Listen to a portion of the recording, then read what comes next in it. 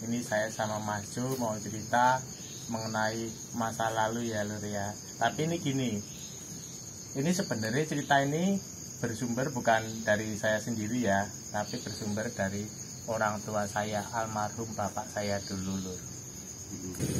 Dan ini gini Mas Jo, dulu waktu saya masih kecil dulu kan seneng pelihara burung dara. Nek bahasa Jawane sini ya doro gitu. Nopen doro. Nah, dulu kan waktu saya kecil dulu bapak saya ini tengah malam ya, sekitar ya jam 11 sampai jam 12-an malam, jadi inisiatif buat saya kandang doro. Kalau namanya pagupon, rumah yang buat burung dara itu. Nah, tengah malam buat pagupon itu, jadi dulu krungu pas jane lagi buat pagupon itu ketok-ketok palu itu jane denger suara dari makam Lur. Makamnya mana? Makamnya ya sekitar sini. Nah, dengar suara gini Lur, itu kayak orang amit-amit baru saja ngubur orang mati Lur. Jadi ada suara tabrakan antara pasir ini nabrak ke kayak papan triplek gitu loh. Jadi suaranya mak guduk ya, itu tengah malam loh.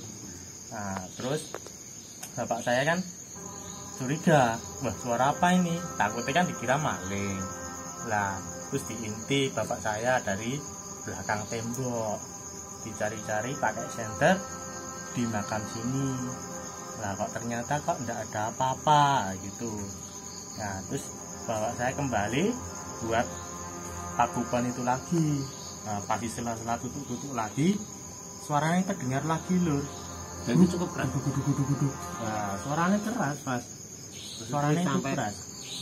Bener-bener kedengeran cetok gitu loh, maksudnya bener-bener nyata bahwa itu suara benturan antara pasir dengan triplek kayak orang lagi menguburkan mayat, ada pedinya gitu kan Mas. Suaranya seperti itu kurang lebih. Nah, makanya bapak saya sempat inisiatif naik ke atas tembok nyari nyenteri gitu di sekitar kayak gitu loh. Takutnya nanti ada amit-amit kayak orang maling tapi pemburu makam itu loh. Kadang nek orang Kristen meninggal itu kan kadang kan ninggal gitu.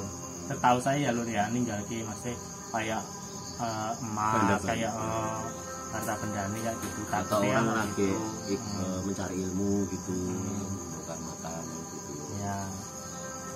Terus itu yang kedua kalinya itu gimana Mas? Dicek lagi? Dengar lagi Mas suaranya. Duk kayak itu. Duk kayak itu.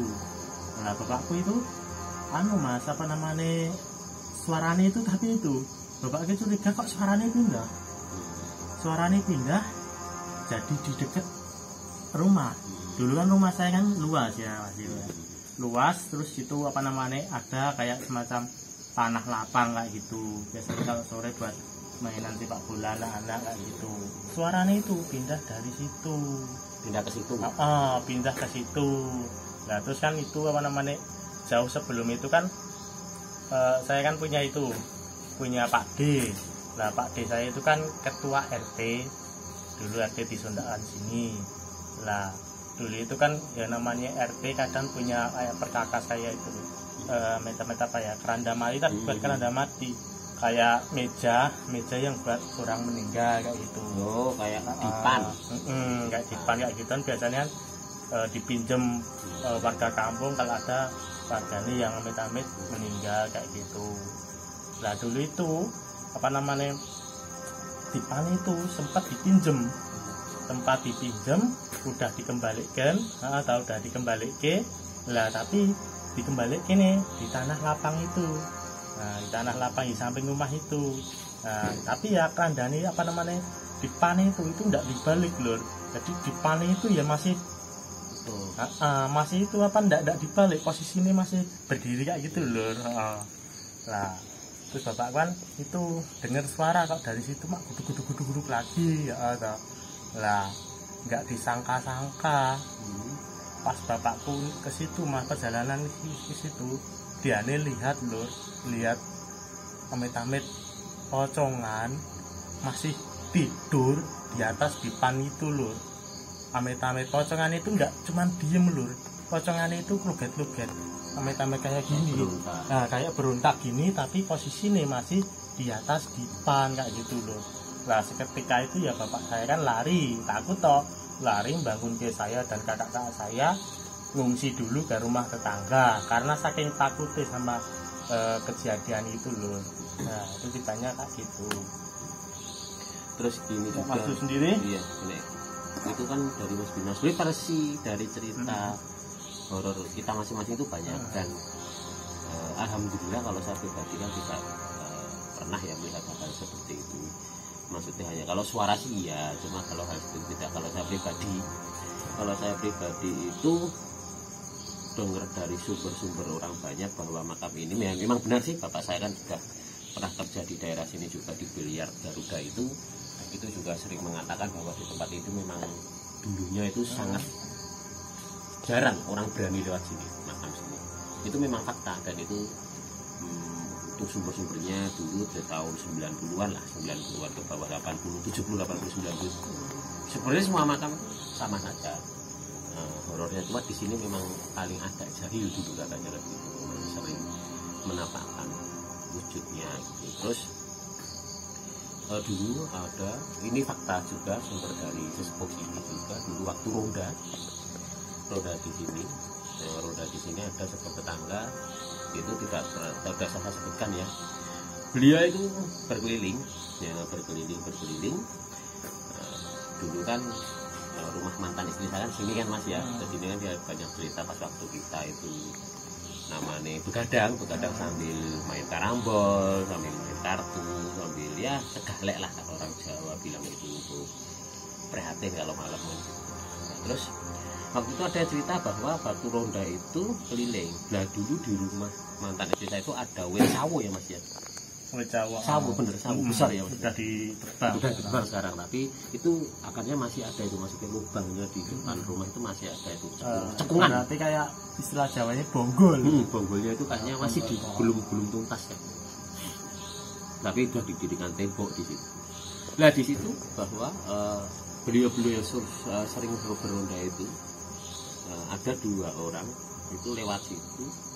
Yang satu temennya meninggalkan apa DCI, seorang DCI keburu duluan, yang 2 itu beliau lewat situ dulu ada rute jalan ya Mas ya, menuju ke situ ada rute jalan untuk lewat kan. Nah di situ ada buah jatuh, sawo apa gimana nggak tahu, ada benda jatuh di situ di pohon situ. Terus beliau itu lihat salah satu warga di daerah sini lihat, dicek gitu. Dikira ya buah apa gimana, kita cek ternyata ya kita misalnya bayi ya itu ternyata ya kalau Jawa nih itu gundul pringis. Intinya gundul pringis atau kalau bahasa Indonesianya itu ya kepala ya Mas ya, kepala. Jadi loh, itu fakta itu gundul pringis itu semacam hantu hantu dia ini wujudnya buah, bisa berubah ada ayam, ada buah, wujudnya itu beda-beda menampakkannya, tapi setelah kita deketin wujudnya ada kayak gitu. Kebanyakannya dia ini buah loh, buah seakan-akan itu buah jatuh jeda tengah malam. Nah saat orang-orang dulu kan telur, nah ada buah jatuh, ini kan inisiatif diambil toh. Nah ini kan mau dimakan sendiri. Nah setelah diambil dibalik itu ternyata dia ini meringis loh. Ibaratnya kalau orang itu senyum, buah itu ada matanya, ada hidungnya, ada ada mulutnya, dia ini senyum kayak gitu ya. Untuk detailnya penampakan itu cowok atau cewek, perawakan bentuknya itu saya nggak diceritakan, cuma karena beliau itu memang sumber valid mengatakan bahwa susah langsung kaget tuh, kayaknya pergi ya kalau meninggalkan tempat itu kayak gitu. Itu dan sebenarnya cerita di sini banyak banget loh. Itu dari tahun 90-an. Itu 90-an Mas ya. 90-an ya. Bener. Mas Bintang masih kecil-kecil itu berarti ya. 90.